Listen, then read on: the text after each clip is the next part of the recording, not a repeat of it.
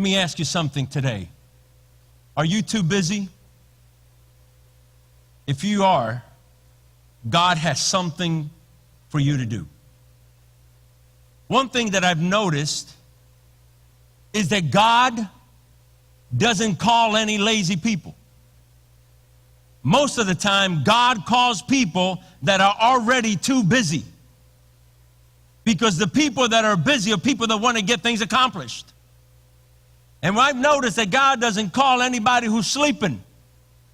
God doesn't call anybody who feels they got nothing to do. God calls to him other people that think about success and that are looking to go forward. So if you feel that you are too busy and you somehow can't do anything for God, can't do anything for church, you can't do anything for somebody else or be part of the church or do something directly for God, if you think you're too busy, God wants you and he has something for you to do. As we live in this world as Christians, a lot of times we settle for being mediocre-ish at everything that we do. And somehow I saw this picture this week of a little frog that was laying on a leaf saying, I'm waiting on God to do something. And a lot of times when I thought of that, and that little picture is what got me to say, I want to preach about this. Because when I looked at that, I saw the picture of a lot of Christians thinking that that's how they're supposed to be. Somehow they think that they're supposed to lay back and wait for God to do something for them. I'm telling you right now, if you feel you're too busy, those of you who tell me, Pastor, I wish I could do something, but I just got so many things going. Believe me, inside me, I'm saying, that's why I need you to work at the church. That's why I need you to do something. Because most of the time, the people that have never done anything or aren't doing anything, I wish they would get up and do something, but most of the time, they will never do anything. Okay? Most of the time, they really don't. And the people that are already doing are the people that sometimes do things. So if you feel your life is too busy out there, I'm telling you, God has something for you to do. I'd like for you to open the Bibles to the book of Hebrews, chapter 11, verse 1. And we're going to look at this verse just a little bit different. Hebrews 11, 1. We've read this verse many times where it talks to us now. Faith is the substance of things hoped for, the evidence of things not seen.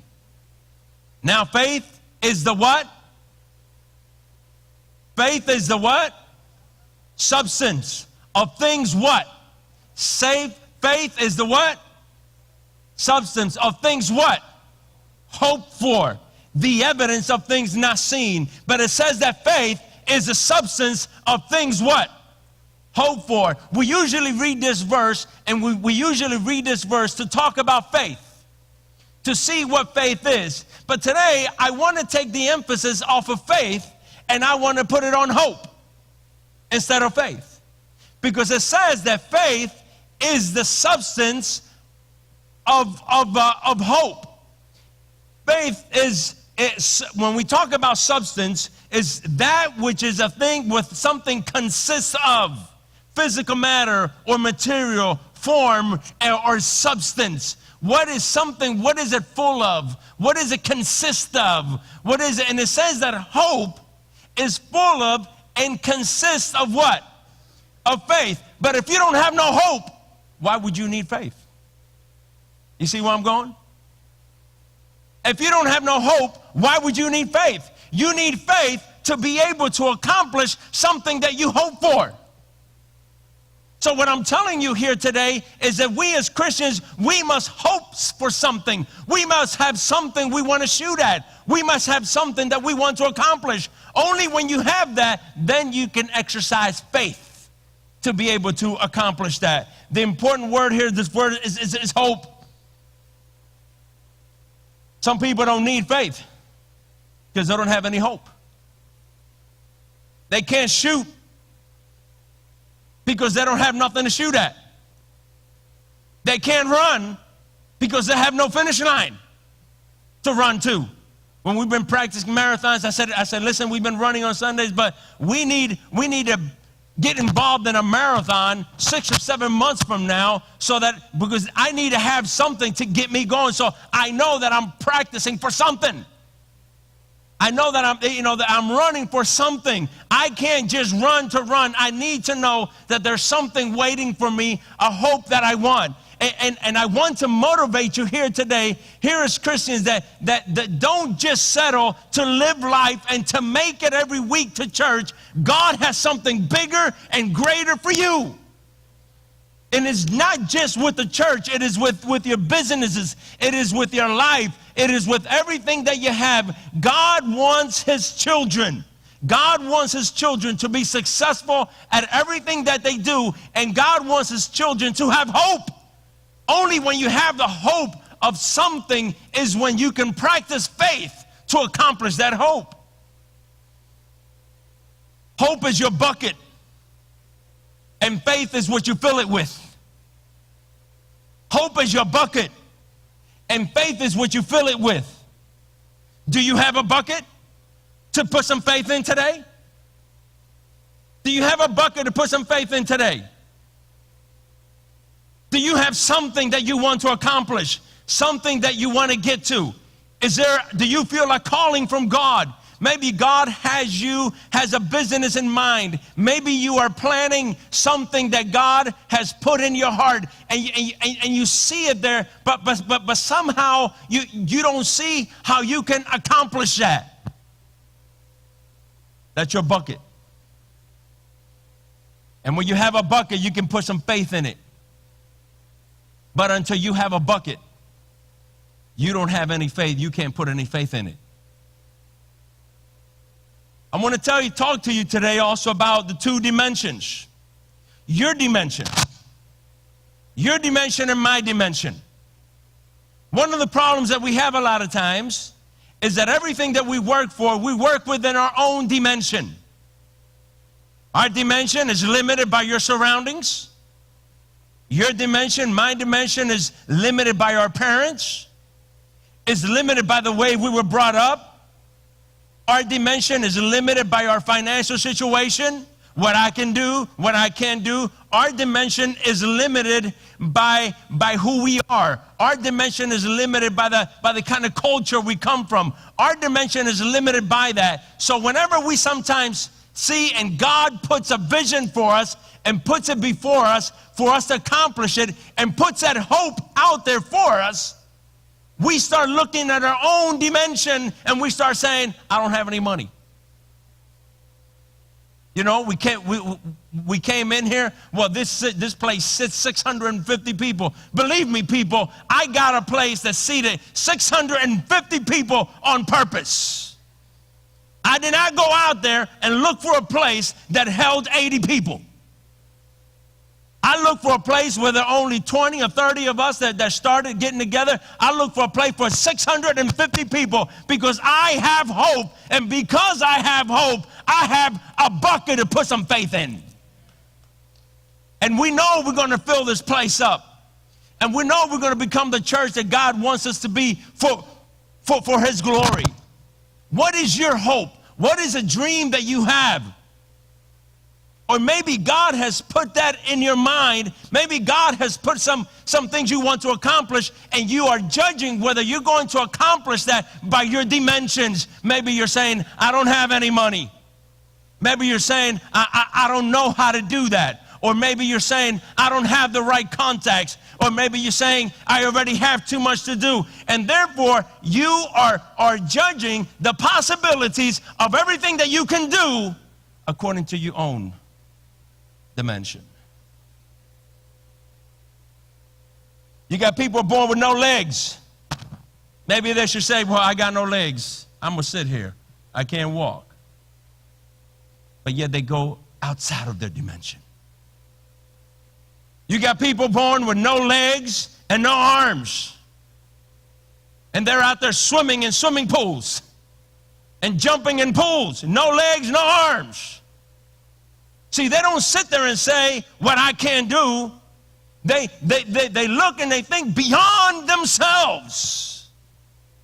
beyond themselves, what they can accomplish, and go beyond that. Most Christians settle. They settle for their situation, and they say, well, this is the best I can do. And most people live their lives. People, let me tell you something. When you are 70, 80 years old, right now I'm experiencing with my parents, as I see my mother getting old, and I see my dad, my hero, a man who was just an incredible man, who never anything got in his way. Those of you who know my dad know this man is a powerful man. And to see him in pain, and to see him begin to go down, and I look at that and I say, when my time comes, am I going to leave anything behind? Will there be anything behind that will say, Juan Labrador came through here? And when you look at your life, what is your legacy? What are you doing to leave behind? What are you doing to be able to accomplish and get? What are you going to leave behind that this world will know if Jesus doesn't come, that you went through here? In other words, that you only didn't take up oxygen in space. That you only didn't leave behind, that you only didn't took up space and oxygen, but you actually did something. You actually left something behind that has your name on it. I want to talk to you about the other dimension, which is God's dimension. Or you can walk in the dimension of faith. This means that when hope comes from a heart that has been with God, you fill that hope with faith and enter into God's dimension. God's dimension is not about what you can do, it's about what He can do.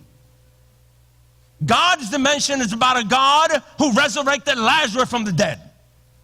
It's about a God who said, let there be light, and the stars from heaven, and the stars from heaven, and the sun and the moon was created because He spoke it. And God is the one who told Moses, cross the Red Sea because I'm going to open it for you. And in man's dimension, people are saying, we're going to drown. In man's dimension, people said, how could you do that? You can't do that. We're going to drown. And God said, walk, step, put your foot in the water. He said, Moses, let your rod touch the water. And when it did, the waters opened up. The waters opened up. God's dimension. And I invite you here today to begin to think about God's dimension, not your own dimension. To think about what God can do for you. Not just what you can accomplish. Not just what you can do. And set your dreams. Maybe some of you have put your dreams away. Some of you dreamt about stuff when you were 20, 30 years old. When you were younger, you dreamt about things that you would like to accomplish. And maybe some of you have just put them away. And said, yeah, I would have liked to have done that, but it's too late. I don't think I can accomplish that. I want to tell you here today that maybe your dimension says how old you are, and you're saying I'm too old, and some of you saying I don't have the money to do it. I want you today to get out of your dimension and to get into God's dimension of knowing what God can do and accomplish in your life. See, David understood those two dimensions. David understood those two dimensions. His dimension was he was a poor shepherd boy. He was a poor shepherd boy that even when Samuel came to anoint the king, his father didn't even call him. His father didn't even call him. And he took his sons that were tall and handsome and muscular and who were the older guys. And here David, he was out there, taking care of the sheep. And the father did not even think enough of David because he was the shepherd boy and didn't even think enough of him. And the thing is that they were thinking, the father and the sons, and they were all thinking in their own dimension what it was only that they could do as human beings. But God was looking way beyond that. But you see, David understood that. Because David had been anointed by Samuel. And David, yes, he was a poor shepherd boy, but he had been one who had been anointed by God. One who had been anointed by God. And if you remember the story of how his brothers went into battle with the Philistines, and David, he was too small. He was the small one of the house.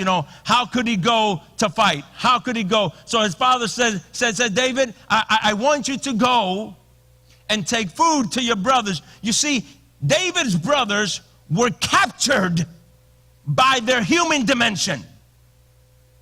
They were captured by their limitations. And while they were out there to battle, you know the story that Goliath came out from the Philistines and he said, listen, why are we going to kill